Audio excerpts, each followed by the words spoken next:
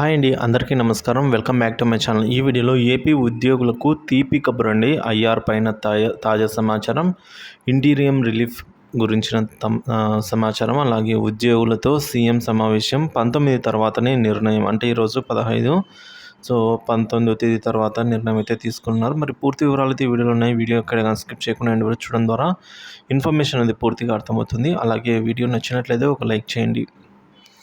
ఉద్యోగుల సమస్యలపై త్వరలో సీఎం సమావేశం అండి. ఉద్యోగుల సమస్యలపై అన్ని ఉద్యోగ సంఘాలతో నెలాఖరు లోపల చర్చించినట్లుగా ముఖ్యమంత్రి తెలిపారండి. సచివాలయంలో ఆయన కలిసిన ఏపీ ఎన్జిఓ సంఘ నాయకులతో ఆయన ఈ విషయం చెప్పారు. ఉద్యోగుల డిమాండ్లు, సమస్యలు ఉన్నాయని ఏపీ ఎన్జిఓ అధ్యక్షుడు కన్నాటి వెంకట శివారెడ్డి ప్రస్తావించగా, నెలాఖరు లోపల ఉద్యోగుల సంఘాలతో చర్చిద్దామని సీఎం అన్నారు. ఏపీ ఎన్జిఓ సంఘ అధ్యక్ష ప్రధాన కార్యదర్శులు శివారెడ్డి, పురుషోత్తం నాయుడు తదితరులు అయితే పాల్గొన్నారు. శాల్వాతో చంద్రబాబు నాయుడు గారిని అయితే సత్కరించారు. ఏపీ ఐకాసా అలాగే ఏపీ ఎన్జిఓ సంఘ ప్రభుత్వానికి సహకారం అందిస్తుందని కూడా నాయకులు అయితే ఈ మేరకు తెలిపి ఉన్నారు. సో మొత్తానికైతే